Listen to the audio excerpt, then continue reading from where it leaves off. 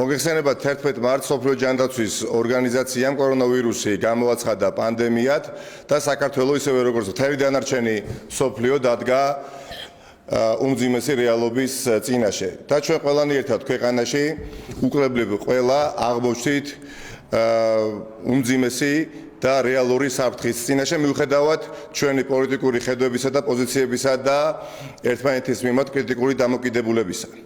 ამიტომ იმისათვის რომ ეს ფართო და სწრაფად გავრცელებადი სენი რაც შეიძლება მალე იქნეს და დამარცხებული მნიშვნელოვანი არის ერთობა როგორც არასოდეს და ეს არ არის პათეტიკა, ეს არ არის ენის მოჩლეკვა, ეს არის რეალობა და გარდაუვალი აუცილებლობა.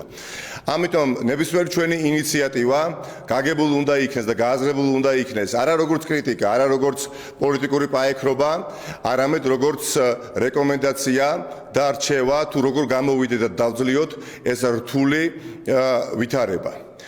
დიახაც დღეს ჩვენ მომსწრენი გავხდით რომ ორ ტელეკომპანიას დაედო ინკასო აბსოლუტურად მოულოდნელად და ტელეკომპანია ტელე1-ისა და ტელეკომპანია მთავარის გარდა დაედო 5,000 მოქალაქეს და იურიდიულ პირს ინკასო. ეს არის სერიოზული პრობლემა მოახლოებული ეკონომიკური კრიზისის პირობებში. და სწორედ ამიტომ ჩვენ ანტიკრიზისული ზომების ფარგლებში გამოვდივართ ინიციატივით, რომელიც მდგომარეობს შემდეგში. პირველი, 3 თვით უნდა შეჩერდეს ყველა იძულებითი წესით მიმდინარე აუქციონი, სადაც ხდება უამრავი მოქალაქეების იძულებითი წესით ქონების რეალიზაცია. 3 თვით უნდა გამოცხადდეს მორატორიუმი ყველა საახსრულებლო მიმდინარე საქმეზე, სადაც კრედიტორი, ანუ ის მხარე, რომლის მიმართაც ათასობით მოქალაქეს აქვს ფულადი გადახდევინების ვალდებულება, წარმოადგენს ან ბანკი, ან მიკროსაფინანსო ორგანიზაცია. წინასწარ შემთხვევაში რა გამოდის? ბანკებმა ჩვენ გვითხრეს, რომ 3 თვით გადაავადებენ სესხის ვალდებულებას, მაგრამ მეორე მხრივ ხდება იძულებითი წესით აღსრულება ათასობით მოქალაქის ქონებისა. მესამე, 3 თვით ასევე უნდა შეჩერდეს ყველა ის საახსრულებო წარმოება, რომელიც უკვე მიქცეულია აღსასრულებლად იუსტიციის სამინისტროს აღსრულების ეროვნულ ბიუროს, სადაც კრედიტორი გახლავთ სახელმწიფო.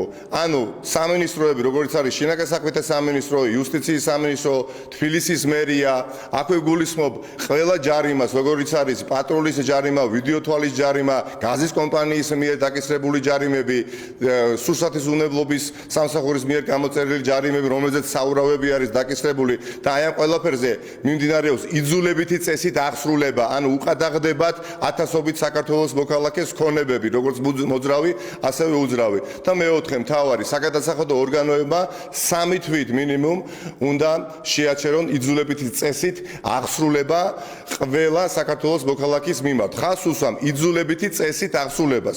იმ შემთხვევაში, როდესაც მოქალაქე ნებაყოფლობით იხდის, რა თქმა უნდა, ამ რთულ ვითარებაში ეს არის მისასალმებელი, მაგრამ დღეს ვიდრე ჩვენ ახლა საუბრობთ 400 საქმე დარეგისტრირდა მხოლოდ დღეს. 400 საქართველოს მოქალაქის მიმართ დაიწყო იძულებითი აღსრულება მხოლოდ დღეს და უკანასკნელი 3 კვირის განმავლობაში, ანუ იმ პერიოდში, როდესაც კორონავირუსი უკვე ფეხს იკიდებდა, 5,000 ახალი საახსრულებო წარმოება მიექცა აღსასრულებლად და 272,000 საქართველოს მოქალაქე არის რეგისტრირებული მოვალეთა რეესტრში, რომელიც ვერ იხდის ვალს.